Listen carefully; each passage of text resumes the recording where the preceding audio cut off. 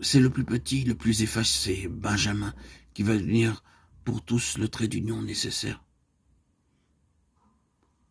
Ses frères sont plus considérés que lui, sont la chair, mais spirituellement ils sont à l'arrière-plan. Le Seigneur se rend dépendant des plus ignorés et les rend participants de sa coupe. Ce sont les vainqueurs de l'Apocalypse. Dans les lettres de cette église, vous avez d'une part la grande masse des frères qui, spirituellement parlant, se tiennent à distance, et d'autre part le petit détachement des vainqueurs dont le cœur brûle pour le Seigneur et qui partagent avec lui le fardeau de cette situation douloureuse. Tel est, dans l'ensemble, le message des trois premiers chapitres du livre de l'Apocalypse. C'est une invitation à pénétrer par la souffrance dans l'intimité du Seigneur, dans un sens représentatif pour sauver l'ensemble du témoignage qui se trouve compromis par la tiédeur générale. Si vous lisez plus loin dans les dernières pages de la Bible, vous ne tardez pas à le retrouver, ce petit détachement.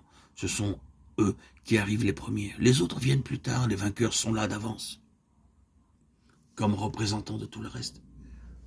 Et les autres ne seraient jamais arrivés si ce premier contingent ne s'était pas trouvé là, d'abord. Or, c'est grâce à la coupe, c'est grâce à la communion de ces souffrances que les vainqueurs sont là. Quant aux autres, ils deviendront eux aussi. Ils devront entrer en communion avec cette coupe. Ce sont ceux qui viennent de la grande tribulation. Ils ont lavé leurs robes et ils les ont blanchis dans le sang de l'agneau. Mais ce qui me préoccupe ici, ce n'est pas tant la question des temps et des moments que celle des faits spirituels et des lois qui les gouvernent. À travers toute la Bible, de la Genèse à l'Apocalypse, on retrouve cette loi. Il faut à Dieu un homme ou une poignée de fidèles, un reste, une phalange de vainqueurs qui, par le chemin de la croix ou de l'autel, entrent en parfaite communion avec lui en faveur de tous les autres. Nous avons souvent fait remarquer qu'en parlant du résidu d'Israël, le texte biblique emploie l'expression « tout Israël » pour désigner simplement deux tribus. C'est un reste seulement qui revint de la captivité, rétablit l'autel sur ses fondements et reconduisit le temple. Ils sont cependant eux aussi appelés tout Israël. C'est bien la preuve que ce reste a un caractère nettement relatif et représentatif. Ce que le Seigneur cherche, bien-aimés frères et sœurs en Christ, c'est ce petit détachement qui le suivra jusqu'au bout, ce petit troupeau qui se tient si près de lui qu'il devient un avec lui dans sa souffrance, dont le cœur est étreint par la situation actuelle de son peuple qui porte avec lui le fardeau de cette tragédie et entre tout entier dans son plan. Laissant les autres disciples plus en arrière, Jésus prit avec lui Pierre, Jacques et Jean, lui-même fit quelques pas en avant.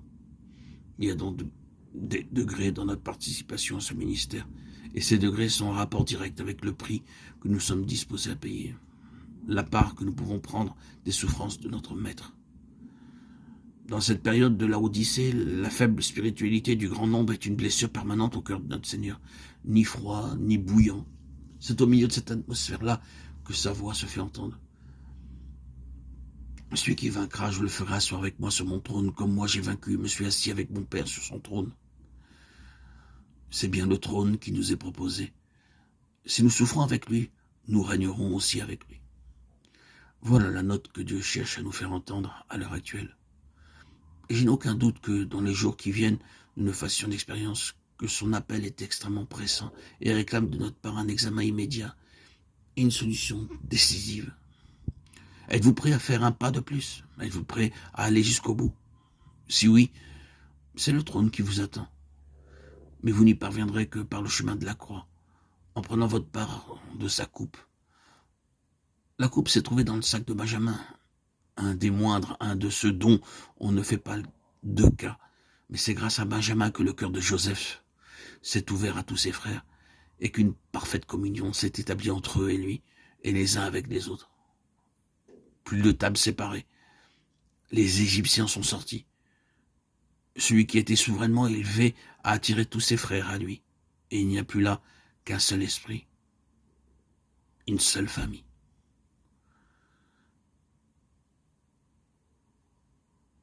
Que Dieu le fasse pour nous, frères et sœurs en Christ, chers auditeurs et auditrices. Amen. Alléluia.